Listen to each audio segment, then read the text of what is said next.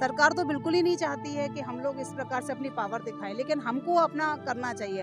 कई नेताओं की भी कमियां रहती हैं, कुछ लोगों की भी कमी, कुछ अपने पर्सनल उनके इश्यूज आते हैं जिसकी वजह से ये चीज़ें उतने लार्ज स्केल पे जो होना चाहिए वो नहीं हो पाता है। जो नेता होते हैं ना, वो व्यक्तिगत महत्वाकांक्षाओं के कारण कोई काम नहीं करते हैं, लेकिन इसका मतलब ये नहीं है कि हम आम जनता और समाज के लोग जो हैं ये काम को करें ना। इसलिए कारवां हम समाज के लोगों को ही बढ़ाना होगा और हम बढ़ा कर रहे हैं। ऐसा चाहूँ राज में जहाँ मिले सबन को अन्न, छोट बड़ो सब सम रहे, रहदास रहे प्रसन्न। और बीच बीच में आपको कुछ ऐसे चेहरे दिखाई दे रहे होंगे सामाजिक तौर पे जो लगातार क्रांति करते रहते हैं। बुद्धि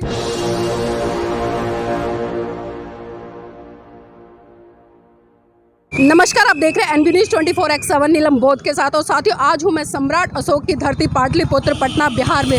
और जिस तरह से आप मेरे पीछे खूबसूरत नज़ारा देख पा रहे होंगे, यहाँ पर एक धम्म कार्रवाई का आयोजन किया गया जिसमें कि देश के विभिन्न हिस्सों से लोग चलकर आए हैं। और जिस तरह से धम्म को गति देने के लिए लगातार क्या उपासक, क्या उपासिका है, क्या भिक्षु संघ, हर कोई व्यक्ति जुटा हुआ है। और जिस तरह से हम देखते थे कि महाकाणिक तथागत बुद्ध के समय में और सम्राट अशोक के समय में पूरी धरती बौद्धमय थी, आज वही कारवा हमें देखने को मिल रहा है। और जिस तरह से भिक्षु संघ और भिक्षु संघ के बाद में उपासिका संघ सफेद वस्त्रों में और सबके हाथों में पंचशील के झंडे आपको दिखाई दे रहे हैं। और लगातार लोग पंक्तिबद्ध आते हुए, बहुत ही खूबसूरत मंजर, ये नज़ारा देखने लायक है।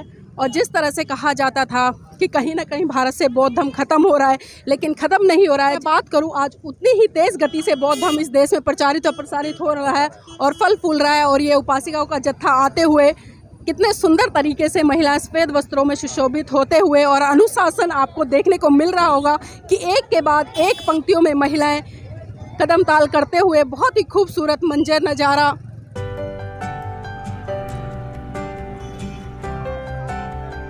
और बीच बीच में आपको कुछ ऐसे चेहरे दिखाई दे रहे होंगे सामाजिक तौर पे जो लगातार क्रांति करते रहते हैं, बुद्धिजीवी है, जिनको कि मान्यवर काशीराम जी ने भी एक संज्ञा दी थी। तो वो लोग भी इस कड़ी में हमारे साथ में हैं। और जिस तरह से उसके पीछे आप देख पाएंगे, उपासकों के पीछे जो जत्था है वो है झांकियों का। बहुत ही सुंदर तरीके से झांकियाँ तैयार की गई हैं, सजाई गई हैं फूल मालाओं से। और एक से बढ़कर एक महान पुरुषों की यहाँ पर जो प्रतिमाएं हैं, या पिक्चर्स के माध्यम से या मूर्तियों के माध्यम से उनको भी लगाने का काम किया गया है। और पहला जत्था जिस तरह से आप देख पा रहे होंगे, पहला ही रथ है, उसमें भिक्षुणी संघ विराजमान है।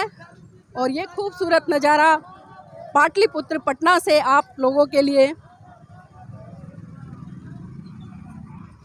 और दूसरी कड़ी में आप देख पाएंगे जिस तरह से जो सांची का स्तूप है साथियों, ये मध्य प्रदेश में है।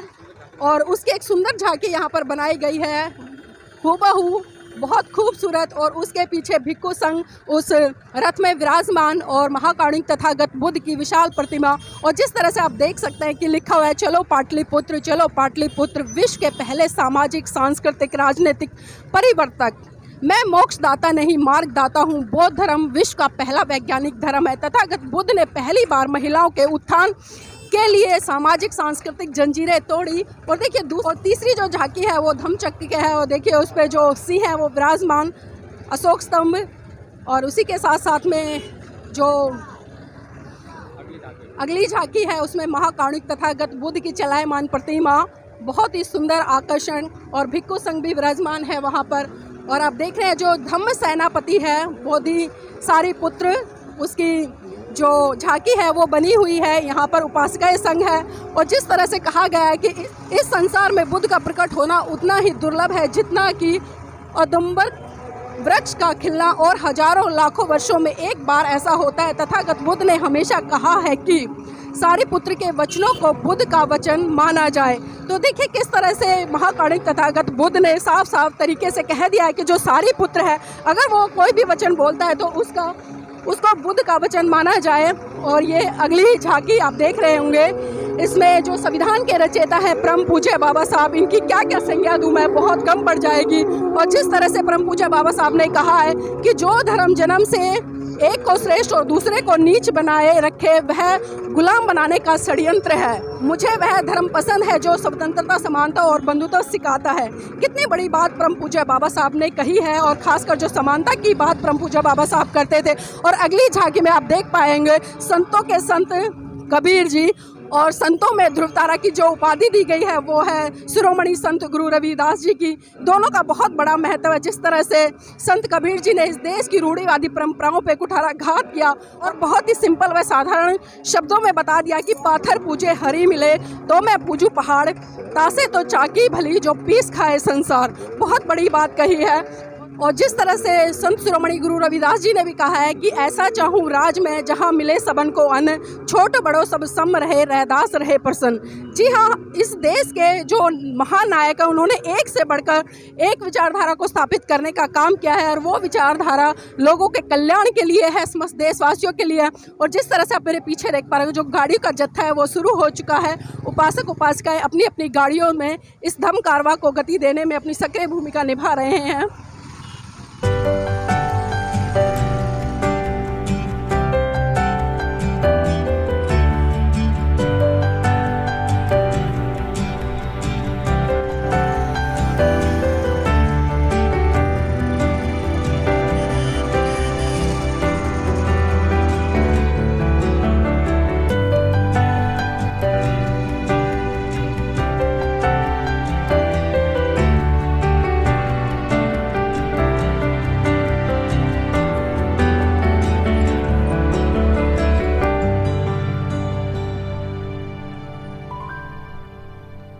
बहुत खूबसूरत मंजर, जितनी प्रशंसा की जाए उतनी कम है।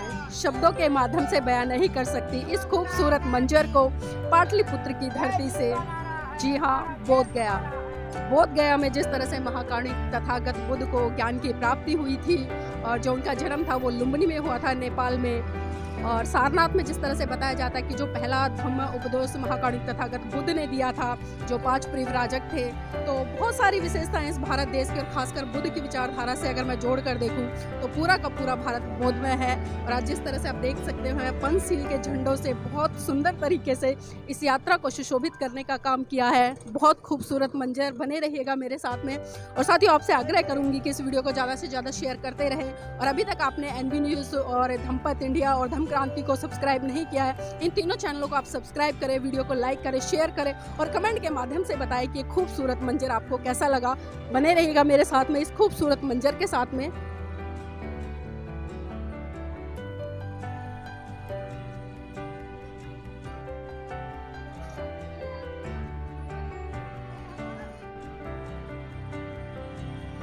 देखिए यहाँ पर बहुत सारी उपासिकाएं हैं, चलिए उनसे चर्चा कर लेते हैं। आपका नाम क्या है? मैं भावना दौरे ग्वालियर से। हमारी सावित्रीबाई फुले महिला अधिकार संरक्षण टीम आई है, पूरी ग्वालियर से 15-20 महिलाएं हैं। अच्छा, ग्वालियर से आए तो पहले ये बताइए, आज का जो दिन है, इतना बड़ा महत्वपूर्ण दिन है, कैसा लग रहा है? बहुत शानदार और मतलब बहुत दिल को खुश करने वाला। बुद्ध पूर्णिमा मतलब इतनी बड़ी रैली कभी निकलती नहीं थी। इस बार पहली बार देखिए कि इस तरह की रैली निकली है। अगले साल हम ग्वालियर में निकालेंगे। यहाँ से सीख लेकर जाएंगे। आपको कैसा लग रहा है? बहुत अच्छा, मन खुश हो गया ये रैली देखकर, अपनी पावर दिखाकर बहुत अच्छा लगा। इस प्रकार के आयोजन होते रहने चाहिए समय समय पर। लेकिन लगता नहीं है कि इस तरह के जो कार्यक्रम है उनको कहीं ना कहीं सरकार के द्वारा आयोजित करना चाहिए, लेकिन सरकार इस कड़ी में काम नहीं करती है, तो बेसिक कमियां कहाँ रह जाती हैं? सरकार तो बिल्कुल ही नहीं चाहती है कि हम लोग इस प्रकार से अपनी पावर दिखाएं, लेकिन हमको अपना करना चाहिए। कई नेताओं की भी कमियां रहती हैं, कुछ लोगों की भी कमी, कुछ अपने पर्सनल उनके इश्यूज आते हैं जिसकी वजह से ये चीज़ें उतने लार्ज स्केल पे जो होना चाहिए वो नहीं हो पाता है। जो नेता होते हैं ना, वो व्यक्तिगत महत्वाकांक्षाओं के कारण कोई काम नहीं करते हैं। लेकिन इसका मतलब ये नहीं है कि हम आम जनता और समाज के लोग जो हैं ये काम को करें ना। इसलिए कारवां हम समाज के लोगों को ही बढ़ाना होगा और हम बढ़ा कर रहे हैं। आप क्या कह रहे थे? लेकिन हमें मतलब जैसे गवर्नमेंट अगर सपोर्ट नहीं कर रही है, अगर हमें कोई सपोर्ट नहीं कर रहा है, तो हमें हमेशा कोशिश करनी है कि हमें अपने कारवां को आगे बढ़ाना है, हमें अपनी पावर दिखानी है। देखिए हमारे साथ ये भी आई है, सुनीता जी भी। बिल्कुल, देखिए महिलाओं का कहना है कि हमें सरकार के वशीभूत नहीं होना है, सरकार पर डिपेंड नहीं होना है। ये हमारा भी नैतिक दायित्व बनता है कि हम इस कारवां को आगे बढ़ा के चले। आपका नाम क्या है? सुनीता मेरा विकलांग हूँ मैं। अच्छा जी। देखिए विकलांग है, लेकिन जो जोश, जो जज्बा, जो उत्साह है वो कहीं ना कहीं देखने लायक है। देखिए ये उन लोगों के लिए सबक है जो कहीं ना कहीं स्वस्थ होते हैं, 18-19 साल के होते हैं, युवा अवस्था में होते हैं, जो जोश और होश और जोश के साथ में और उमंग के साथ में काम कर सकते हैं, लेकिन काम नहीं करते हैं। लेकिन उन लोगों को इन लोगों से सीख लेनी चाहिए। और देखिए जिस तरह से, और मेरे साथ में डॉक्टर साहब है। डॉक्टर साहब, चाहूँगी थोड़ा सा हमारे साथ में जुड़े। आइए।